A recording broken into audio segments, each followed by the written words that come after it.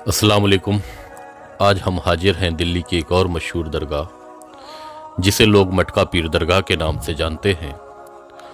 और ये दरगाह दिल्ली में प्रगति मैदान में पुराने किले के पास मौजूद है। और यहाँ जो बुजुर्ग आराम फरमा है उनका असल नाम हजरत शेख अबू बकर तूसी हैदरी कलंदरी रहमतुल्लाह अलैह है, मगर आप मशहूर मटका पीर के नाम से हुए। और इंशाल्लाह इस ब्लॉग में हम आपको बताएंगे कि आपको मटका पीर क्यों कहा जाने लगा, और आपकी ज़िंदगी के हालात पर भी कुछ रोशनी डालेंगे। तो वीडियो को पूरा देखिए और चैनल को सब्सक्राइब और वीडियो को लाइक और शेयर भी कीजिए। तो आइए हज़रत की दरगाह की ज़ियारत करते हैं। ये दरगाह की जो लोकेशन है वो अपने आप में ही बहुत खूबसूरत है, क्योंकि ये दरगाह एक पहाड़ी पर मौजूद है और यहाँ पहुँचने के लिए काफ़ी सीढ़ियाँ चढ़कर आना पड़ता है।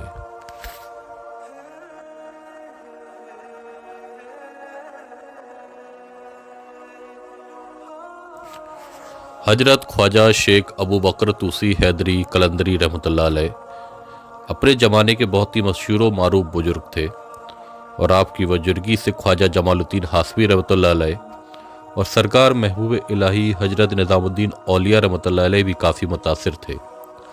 और हुजूर महबूब इलाही आपकी खानका में हमेशा आया करते थे, खास करके तब जब महफिल सिमा का इनकाद होता था, तो उस महफिल में तो महबूब इलाही हजरत निज़ामुद्दीन औलिया ज़रूर शामिल होते थे। और हजरत ख्वाजा जमालुद्दीन हासवी रहमतुल्लाह अलैह जो कि खलीफा अकबर हैं हजरत बाबा फरीउद्दीन गंज शक्कर रहमतुल्लाह अलैह के, जिनका मज़ार मुबारक हरियाणा की में एक जगह हासी में मौजूद है, वो जब भी हासी शरीफ से दिल्ली तशरीफ़ लाते थे तो हजरत ख्वाजा शेख अबू बकर तूसी हैदरी कलंदरी रहमतुल्लाह अलैह की खानका में ही रुका करते थे।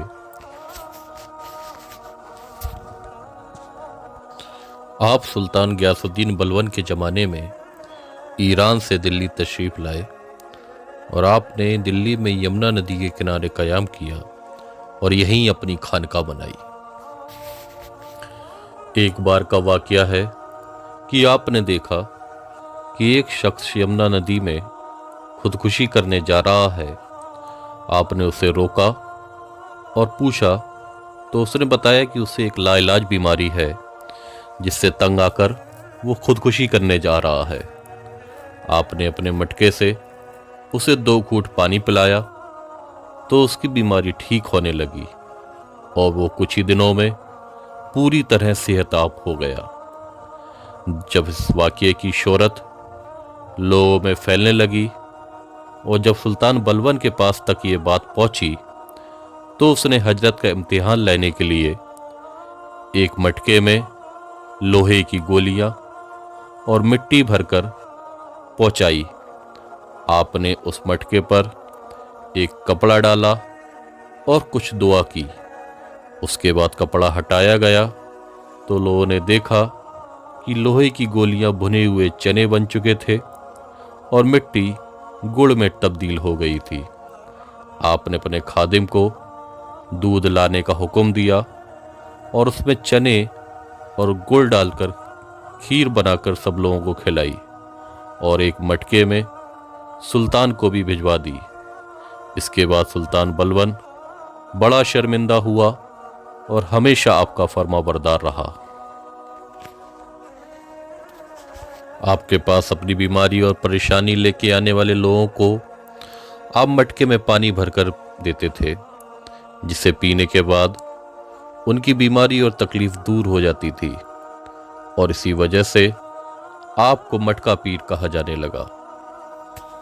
आप जब आलमे बज़्द में आ जाते तो लोहे की सलाखों को भी आसानी से मोड़कर उसे हार या चूड़ियों की शक्ल में तब्दील कर देते। आपकी दरगाह पर आज भी परेशान हाल लोग अपनी मुरादें लेके बड़ी ही दूर दूर से आते हैं और अल्लाह के फजल से हजरत के फैज़ो बरकत से मालामाल होके जाते हैं। और जिस शख्स की मुराद पूरी हो जाती है तो उसको 1.25 किलो गुड़, 1.25 किलो भुने हुए चने, 1.25 किलो चीनी और 1.25 किलो दूध चादर और मटका पेश करना होता है।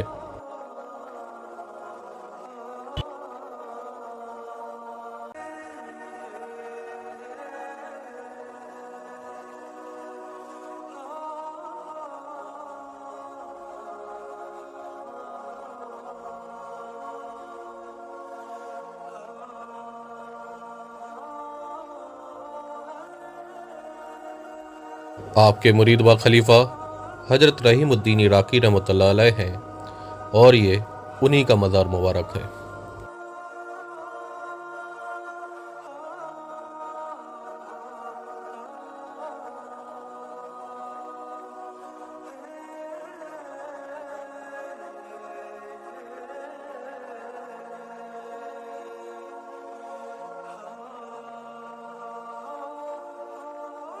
आपने 22 रजब 700 हिजरी मुताबिक 1295 ईस्वी में विसाल फरमाया और आपका उर्स मुबारक रजब की 22 तारीख को ही मनाया जाता है। इंशाअल्लाह हम अपनी अगली वीडियो में बहुत ही कमाल के बुजुर्ग जिनके मज़ार मुबारक के सामने से रोज़ लाखों लोग गुजरते हैं, लेकिन ज़्यादातर लोगों को नहीं पता कि यहाँ एक अल्लाह का मुक़द्दस वली भी आराम फरमा है। इंशाअल्लाह उस दरगाह को एक्सप्लोर करने वाले हैं, तो जुड़े रहिए हमारे साथ और चैनल को सब्सक्राइब और वीडियो को लाइक और शेयर भी कीजिए। खुदा हाफिज़।